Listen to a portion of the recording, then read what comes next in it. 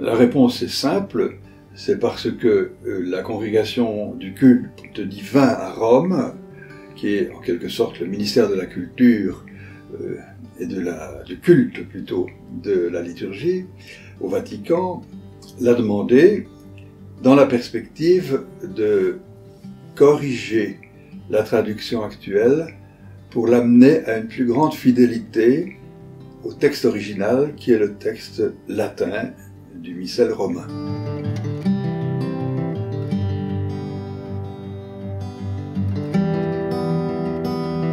Il y a une cinquantaine d'années, les instructions de la même congrégation et du pape de l'époque, Saint Paul VI, étaient de proposer un texte qui soit vraiment accessible au public, qui soit inculturé dans les différentes cultures et qui ait un effet global de sens.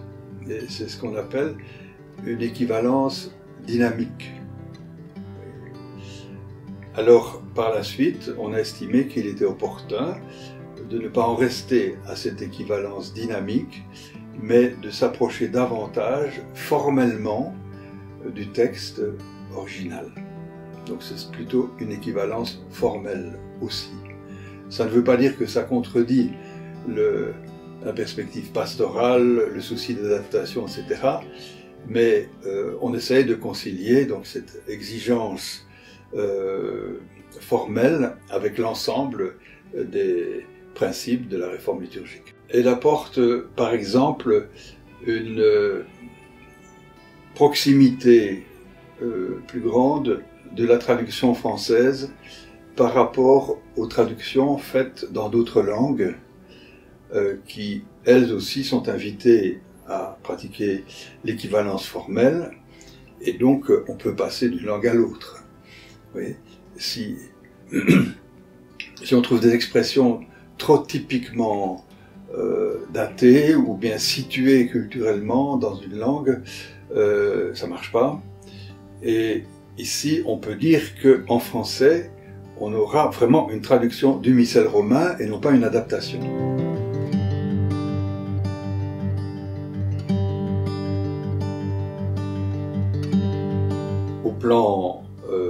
Au sommet, c'est la CEFTEL, c'est-à-dire la commission épiscopale de liturgie pour les traductions liturgiques francophones, en français donc, et qui rassemble des délégués de toutes les conférences épiscopales de langue française d'Europe, d'Amérique, d'Afrique du Nord.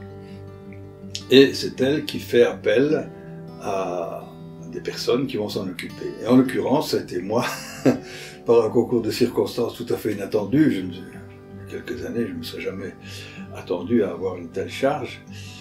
Et en fait, ici, c'est donc les évêques qui ont, à la différence de la traduction de la Bible, qui ont vraiment nommé la première équipe en y ajoutant quelques experts que j'ai proposés parce que je savais qu'ils savaient travailler dans une équipe de traduction puisque j'avais l'expérience avec eux de la traduction liturgique de la Bible.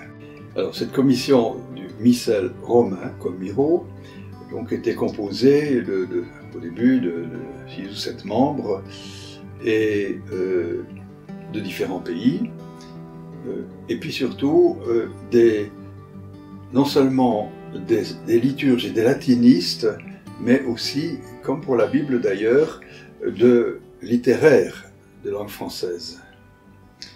Et il fallait arriver à une formule qui soit satisfaisante pour les latinistes soucieux de fidélité au texte lui-même, et puis pour les spécialistes de la langue française qui souhaitaient que ce soit clair, que ce soit élégant, que ce soit surtout audible et compréhensible à l'audition, sans qu'on ait nécessairement les papiers, le texte sous les yeux.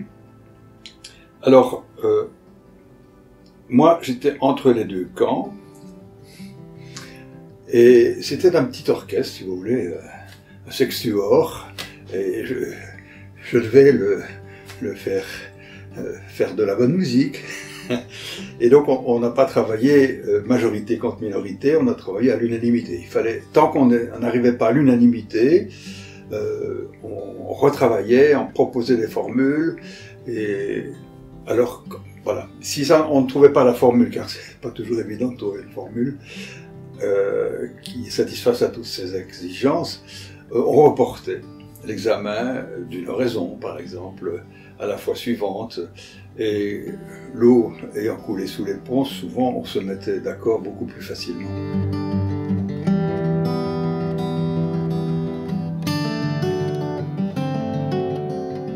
Je commençais par lire le texte latin, mais il faut savoir que chacun des membres de l'équipe, on formait, on était réunis dans une salle, donc il y avait 4 côtés, et sur le côté où je me trouvais, à côté de la secrétaire, donc il y avait l'ordinateur de base, et dont l'image était diffusée dans les écrans disposés dans la salle, en face de chacun des collaborateurs, qui avait donc sur l'écran, ou sur un deuxième écran, le texte latin, original, le texte de la traduction actuellement en usage. Éventuellement, on pouvait consulter le texte d'une traduction italienne ou une chose comme ça. Et puis, l'espace blanc pour écrire le texte qui devait être révisé. Vous voyez ?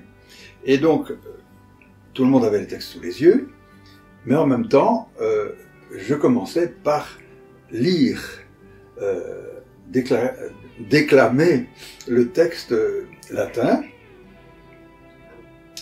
et puis on regardait la traduction littérale de ce texte latin qui avait été faite par des linguistes, des philologues canadiens à l'Université du Québec, et une sœur bénédictine du Canada. Et ensuite, en troisième lieu, la traduction actuelle. Et puis, les jeux étaient ouverts. Il fallait trouver le texte qui correspondait mieux aux critères de l'équivalence formelle. C'est-à-dire, quand on constatait que le texte en usage n'avait pas tout traduit, qu'il manquait quelque chose. Donc ça, c'est un peu idiot, un peu simple de le voir. Ben, on l'ajoutait. Quand, à l'inverse, il avait ajouté des formules, des mots, etc. Là, on examinait si ces additions étaient toujours nécessaires et opportunes. Et si ce n'était pas le cas, on les supprimait. Donc c'est un travail, au départ, assez simple, mais assez objectif. Alors après, et en même temps, on était soucieux de produire un texte révisé qui soit fidèle. Parce que, qu'est-ce que dit le latin ? Est-ce que la traduction française dit ce que dit le latin ? Ou s'en écarte ? Est-ce qu'elle s'en écarte pas trop ? Bon, il n'y a jamais une équivalence à 100% entre les langues, évidemment, mais il faut que le sens fondamental soit respecté. On avait comme norme le Petit Robert, et lorsque le dictionnaire français Petit Robert portait par rapport à un mot ou à l'acception d'un mot le terme vieilli, nous ne le prenions pas. Donc il fallait trouver un synonyme juste, mais contemporain. Il y a eu quelques exceptions parce que lorsqu'il fallait trouver une équivalence de mots différents, mais qui avaient pratiquement le même sens, par exemple le mot clémence, bon, il y a la clémence de Titus, mais c'est quand même un peu vieilli. Ouais. Ou alors l'iniquité, ouais, c'est un peu vieilli aussi. Bon, ça se comprend parfois. Mais voilà, on a essayé donc de trouver des termes, mais en même temps des termes qui soient français, pas franglais, qui ne soient pas de l'argot, qui ne soit pas vulgaire,